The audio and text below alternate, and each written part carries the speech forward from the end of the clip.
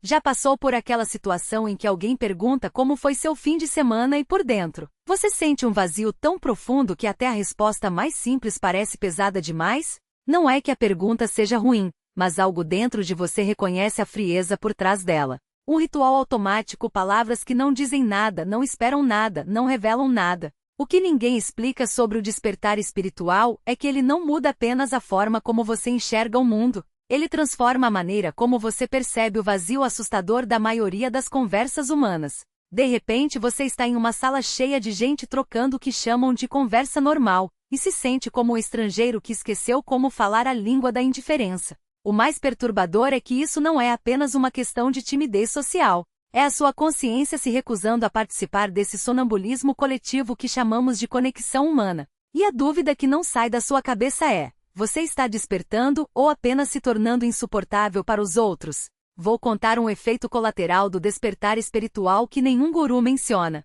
Você desenvolve uma espécie de alergia social à sua própria espécie, mas não por ódio, muito pelo contrário. Você ama tanto as pessoas que não aguenta mais vê-las mergulhadas nessa farsa elaborada de desconexão. É como assistir alguém que você ama caminhar sonâmbulo em direção a um abismo, e quando tenta acordá-lo, ele se irrita por você estar interrompendo o sonho. Imagine uma cena que provavelmente já viveu. Você está em um encontro social e alguém começa o mesmo roteiro de sempre. Reclamações sobre o trânsito, comentários sobre o clima, fofocas do trabalho, escândalos de celebridades. E você simplesmente não consegue mais. Não porque se ache superior, mas porque enxerga com clareza o que realmente está acontecendo. Aquilo não são conversas. São rituais elaborados de evitação mútua. Todos dançando em volta das perguntas verdadeiras. Quem você é de verdade? O que faz seu coração bater mais forte? Do que você tem medo? O que você ama tanto que chega a doer? No lugar disso temos esse teatro social bizarro, onde as pessoas fingem se interessar por coisas que não importam, enquanto evitam cuidadosamente tudo que poderia revelar quem são de verdade. E uma vez que você enxerga isso, não tem como voltar atrás. A pessoa desperta-se e vê em uma situação estranha, rodeada de gente, mas completamente sozinha. Não porque os outros sejam ruins ou errados, mas porque estão inconscientemente participando de um jogo de esconde-esconde onde todos se escondem e ninguém procura. Mas aqui está a ironia deliciosa. Aquilo que faz você se sentir desconectado das conversas superficiais é exatamente o que pode torná-lo incrivelmente próximo das pessoas autênticas. A questão é: você tem coragem de enfrentar o desconforto da presença real? Sabe o que mais me fascina no que chamamos de conversa normal? Ela se tornou a forma mais sofisticada de evitação mútua já inventada pelo ser humano. Pense na última troca de amenidades que teve. Analise de verdade. Quanto daquilo servia apenas para manter uma distância segura entre duas pessoas, criando a ilusão de conexão? É como assistir a dois atores que esqueceram que estão em uma peça, mas continuam seguindo o roteiro. Como vai o trabalho? Na verdade, quer dizer, dê-me algo neutro para responder, algo que não exija que eu realmente conheça você. Ocupado, mas tudo bem. Na verdade, significa: estou dando a resposta socialmente aceitável que mostra que sou produtivo, mas não estou reclamando. Assim mantemos os dois a salvo de qualquer troca verdadeira. A pessoa desperta observa essa dança e sente um tipo de vertigem existencial. Não é que ela se ache melhor, é que ela enxerga a solidão profunda escondida por trás dessa coreografia social. Todos querem desesperadamente ser conhecidos, mas participam de rituais criados justamente para evitar que isso aconteça. Às vezes, imagino como alienígenas observariam nossas conversas e ficariam completamente confusos. Espere, eles têm capacidade para uma comunicação profunda, anseiam por conexões autênticas, estão literalmente morrendo de solidão, e passam a maior parte do tempo falando sobre o clima? Mas aqui está o que realmente acontece nesse teatro das conversas cotidianas. As pessoas estão testando o terreno. Cada troca banal é, na verdade, uma sonda cuidadosa. Será que essa pessoa é segura? Posso arriscar ser um pouco mais real? Ela vai me julgar se eu admitir que não me importo com meus planos de fim de semana? A tragédia é que a maioria nunca passa dessa fase de teste. Vivem a vida inteira na parte rasa da conexão humana, não porque não consigam nadar em águas mais profundas, mas porque esqueceram que essas águas existem. E quando alguém desperto entra nesse teatro, muitas vezes se sente como se tivesse pisado no palco errado. Conhece as falas, mas perdeu completamente o interesse em encenar a peça. Existe um tipo específico de cansaço que vem com o despertar espiritual e que ninguém menciona. Não é exaustão física. É um esgotamento profundo nos ossos, de fingir que coisas triviais importam quando você já provou que realmente tem significado.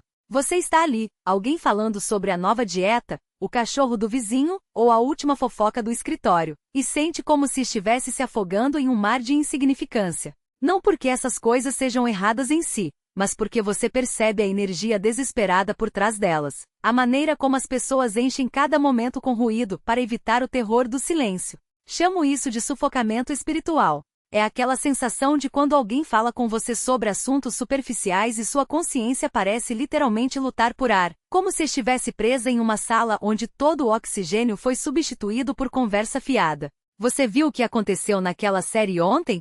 E algo dentro de você grita em silêncio. E o que está acontecendo no seu coração agora? E o mistério deste exato momento? O fato de sermos duas consciências se cruzando brevemente neste vasto cosmos, e estamos gastando isso discutindo personagens fictícios? Mas aqui está o detalhe que vai virar sua cabeça do avesso. A pessoa falando sobre a série de TV pode, na verdade, estar tentando se conectar com você.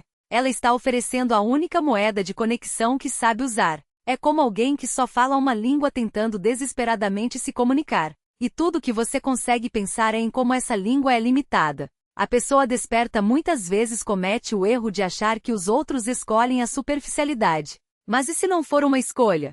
E se estiverem presos a ela? E se a conversa fiada for a maneira deles de enviar sinais de fumaça de trás das grades do condicionamento social? É aqui que a compaixão se torna absolutamente essencial. Porque a alternativa para se sentir sufocado pela conversa fiada não é se tornar espiritualmente superior a ela. A alternativa é: eles são o antídoto para a anestesia coletiva que nos mantém adormecidos. A verdade é que o mundo não precisa de mais pessoas domesticadas, mas de almas corajosas o suficiente para romper com o script. Cada vez que você se permite ser de mais intenso, de mais curioso, de mais presente, está, na verdade, oferecendo um convite. Um convite para que os outros também se lembrem de quem são quando param de se conter. Mas aqui está o desafio. Como sustentar essa intensidade sem se esgotar? Como navegar um mundo que premia a mediocridade sem se render a ela? A resposta não está em se isolar, mas em encontrar o seu povo. Não aqueles que toleram sua autenticidade, mas aqueles que a celebram. Porque no fundo, todos nós carregamos essa fome, a fome de ser visto sem filtros, de ser aceito sem condições, de ser amado não pelo que fingimos ser, mas pelo que realmente somos. O problema é que a maioria aprendeu a confundir segurança com superficialidade. Aprendeu que é mais fácil rir de uma piada sem graça do que admitir que não sabe o que fazer com a própria existência. Mais fácil reclamar do trânsito do que questionar porque passamos a vida inteira correndo. Mas você já não consegue mais fingir que não sabe. Você sente no corpo a diferença entre uma conversa que alimenta e outra que apenas preenche o silêncio. E é aí que a solidão do despertar se transforma em clareza. Você não está sozinho. Há outros espalhados por aí que também sentem o peso das máscaras, que também anseiam por profundidade, que também já não suportam a farsa. O truque é reconhecê-los, não pelas palavras que dizem, mas pela maneira como suas almas respondem à sua presença. Porque a conexão verdadeira não acontece quando dois egos se encontram, mas quando duas vulnerabilidades se reconhecem. Não é sobre concordar em tudo, mas sobre ser honesto o suficiente para discordar sem medo. Não é sobre ter as mesmas respostas, mas sobre compartilhar as mesmas perguntas. E acima de tudo, não é sobre ser perfeito, mas sobre ser real com todas as cicatrizes, todas as dúvidas, todas as partes que você ainda não entende. O despertar não é um prêmio a ser conquistado, mas um chamado a ser respondido. E a resposta não está em se tornar alguém melhor, mas em parar de se trair, em parar de se encolher para caber nos espaços que os outros criaram para você, em parar de pedir desculpas por ocupar o espaço que você merece ocupar. Porque no fim das contas, a única coisa que realmente importa é isso. Você está disposto a viver como se sua alma fosse importante? Como se suas perguntas fossem válidas? Como se sua presença no mundo fizesse diferença? Não para os outros, mas para você mesmo. Não para o futuro, mas para este exato momento. E se a resposta for sim, então você já está no caminho. Mesmo que ainda não saiba para onde ele leva. Mesmo que às vezes pareça que está caminhando sozinho. Porque no fundo, o despertar não é sobre chegar a algum lugar. É sobre parar de fugir de si mesmo. É sobre finalmente se permitir ser, sem desculpas, sem máscaras, sem medo. E isso, meu amigo, é a coisa mais revolucionária que você pode fazer, através de um olhar que não precisa de palavras. Um reconhecimento quase imperceptível, como se duas almas já tivessem se encontrado em algum sonho esquecido. Não é sobre compartilhar as mesmas crenças ou seguir os mesmos mestres espirituais. É sobre sentir, no primeiro instante de contato, que aquela pessoa também sabe o que é acordar de madrugada com o peso do mundo nos ombros e ainda assim, escolher amar à luz do amanhecer. E aqui está o paradoxo mais cruel e mais belo. Quanto mais você se aproxima da verdade, mais difícil se torna encontrar quem a reconheça. Não porque ela seja rara, mas porque a maioria das pessoas aprendeu a viver em um mundo onde a verdade é tratada como um incômodo. Um mundo que prefere a ilusão da segurança à vulnerabilidade da autenticidade. Você começa a perceber que as conversas mais profundas não acontecem nos lugares onde todos estão gritando suas opiniões, mas nos cantos silenciosos, onde alguém ousa dizer, eu não sei, ou isso me machuca, ou eu sinto que estou perdendo algo, mas não sei o que. E então, quando você menos espera, encontra um desses seres raros. Pode ser no meio de uma multidão, em uma troca de olhares que dura um segundo a mais do que o socialmente aceitável, ou em uma conversa aparentemente banal, quando de repente uma frase simples, às vezes a vida dói, não é? Abre uma porta para algo que nenhum de vocês sabia que estava procurando. Não é sobre concordar em tudo, é sobre reconhecer no outro a mesma fome de significado que você carrega, a mesma coragem de olhar para o vazio e não desviar. Mas atenção, essa conexão não é um prêmio por ter chegado a algum lugar. Não é uma recompensa por ter sofrido o suficiente ou meditado por horas a fio. É um lembrete de que você nunca esteve sozinho, mesmo quando se sentiu o único a enxergar. É a prova de que o despertar não é um caminho solitário, mas um convite para dançar com outros que também ouviram a música. E a dança, meu amigo, é muito mais interessante do que qualquer destino. O problema não é que o mundo esteja cheio de pessoas adormecidas. O problema é que você agora sabe que pode acordá-las, mas não com palavras, não com discursos, não com a arrogância de quem se acha iluminado. Você as acorda simplesmente sendo inteiro, sendo verdadeiro, sendo o tipo de pessoa que não tem medo de sentir, de errar, de amar sem garantias. Porque no fundo, todo mundo está esperando por alguém que ouse viver assim, alguém que prove que é possível. E quando você encontra esses outros, esses companheiros de jornada, algo extraordinário acontece. Vocês não precisam se explicar, não precisam justificar suas escolhas ou defender suas verdades. Há uma confiança imediata, como se já tivessem se conhecido em outra vida. E talvez tenham, porque almas que despertam não se encontram por acaso. Elas se reconhecem porque, em algum nível, sempre estiveram juntas. Então, se você está lendo isso e sentindo aquele aperto no peito, aquela mistura de solidão e esperança, saiba de uma coisa: você não está atrasado. Você não está perdido. Você está exatamente onde precisa estar. E cada momento de desconforto, cada conversa superficial que o faz querer fugir, cada noite em que se pergunta se vale a pena continuar, é apenas o universo preparando o terreno para o que vem a seguir. Porque o despertar não é sobre se tornar perfeito. É sobre se tornar real. E seres reais, meu amigo, sempre encontram uns aos outros. Mesmo que demore. Mesmo que pareça impossível. Mesmo que, por enquanto, você só consiga sentir a presença deles como um eco distante. A pergunta não é se você vai encontrá-los. A pergunta é, quando eles chegarem, você vai estar pronto para reconhecê-los. Através do que chamo de teste de realidade. Alguém faz um comentário um pouco mais profundo do que o protocolo social costuma permitir, e você se vê diante de uma escolha. Vai fingir que não percebeu a profundidade e responder de forma superficial? Ou vai corresponder àquela autenticidade e ver o que acontece? É como um aperto de mão secreto da consciência. Duas pessoas revelando, aos poucos, que estão cansadas de representar a normalidade. Que anseiam por uma conexão verdadeira. Que estão dispostas a arriscar o desconforto social de serem, simplesmente, seres humanos genuínos. Mas o fascinante em encontrar sua tribo não está em reunir um grupo de pessoas que pensam exatamente como você. A conexão consciente não se constrói sobre concordância. Ela se ergue sobre a disposição compartilhada de estar presente com o que quer que seja verdadeiro no momento. Sua tribo autêntica pode incluir o relojoeiro ranzinza que enxerga você com uma clareza desconcertante. A vizinha idosa que faz perguntas inesperadamente profundas. O colega de trabalho capaz de discutir tanto relatórios trimestrais quanto o sentido da existência com o mesmo engajamento. A consciência não faz distinção por formação, idade ou currículo espiritual. O segredo está em aprender a confiar na sua intuição para reconhecer quando alguém está de fato disponível para uma conexão humana real. Algumas pessoas lhe dão permissão para ser você mesmo apenas pela qualidade da atenção que oferecem.